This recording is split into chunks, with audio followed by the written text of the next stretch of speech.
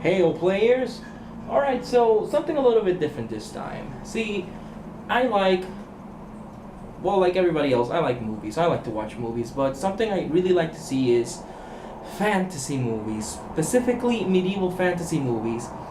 And since I'm a big aficionado of tabletop role playing games, especially the fantasy type tabletop role playing games, even more so if they're like medieval type fantasy tabletop role playing games, I like movies like these because I like to correlate them, like what character would someone be, what levels could they be, and usually I try to correlate them with the Pathfinder role playing game. Now, I just finished watching a movie called Black Death.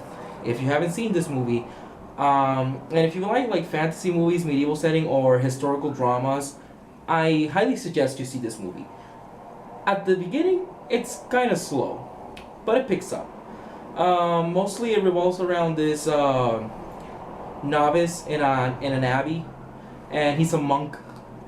But you know he betrays his faith because even though he's a monk, he has a girlfriend on the side. Some knights come in, one of which is Sean Bean from, well, you might know him from Lord of the Rings or as Eddard Stark from Game of Thrones. Without giving anything away, if you know Sean Bean and his track record with fantasy movies, you could guess where the plot's heading, or at least where he's heading. So they set off to find a witch because it's during the Black Plague and a lot of people are dying, obviously. And they want to go to a village because apparently a lot of people are not suffering from the Black Plague in this village, and supposedly people are even coming back from the death. Now, they say it's a witch doing all of this, so you know, so a lot of witchcraft and a lot of witches being burned at the stake and stuff like that. So, without giving too much away, the movie picks up. You do have sword fights. I don't like the fact that they have so much, you know, shaky camera all the time. And this thing that during fight scenes, like it just jump cuts from person to person, from in front of someone to the side of someone, then to the front of someone, then back again, and it's kind of hectic. But not saying that the movie's using that wrong. It's just, you know, movies nowadays just have action scenes like that. Usually, a shot in an action scene is gonna be like 6 seconds long. Only in old-fashioned martial arts movie do you see action shots that are longer than 6 seconds. But you know, it's the time that we live in today, and it's what people like nowadays. So that's fine. However, the fight scenes itself, they are really well choreographed.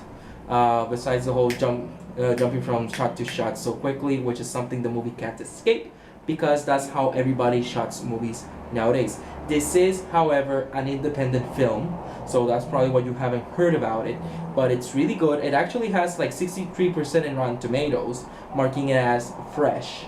However, that is, of course, at the point of the recording of this video. I don't know when you're gonna watch this video, so I don't know if the rating has gone down or up. Probably it's gonna stay the same because since not many people know about this movie, so you know.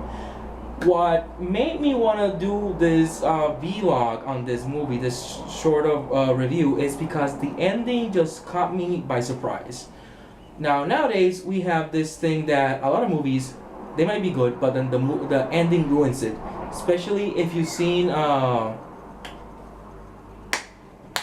I forgot the name of that movie. With the guy that does the thing, yeah. Oh, man.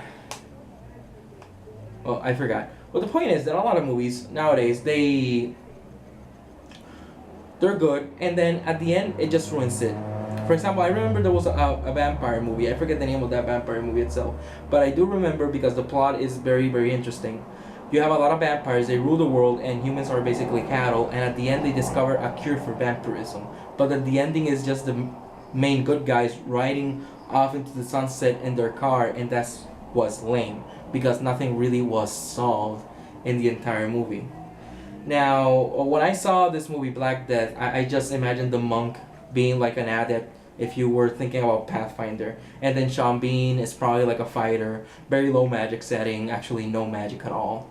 because it's historical. It's a historical piece, even though they don't tell you it's a historical movie. They don't have this thing text scroll at the beginning of the movie explaining England 18 something something or whatever the Black Plague was, 1500s. I don't know. But they don't have that. But you know, you can guess it is that because they do talk about Christianity and stuff like that. It touches into a lot of different topics in that, so it's really good. Now there is a plot near the ending, a plot twist near the ending, which is really cool, depending on how you see it. Now, was it true or not? Who knows? But that's what makes it so cool. Now the monk, this guy, eventually, you know, ends up retraining his class and becomes an inquisitor. Now that's where it came really cool. So the ending, and this is the sad part because I actually wanted to see more. So I would love to see a second movie based around, you know, the Black Plague, the Black Death movie. It would be really, really good. But yeah, sadly, the movie itself, beginning kind of slow, middle point, it's kind of okay. The ending, great. The third act of the movie is amazing.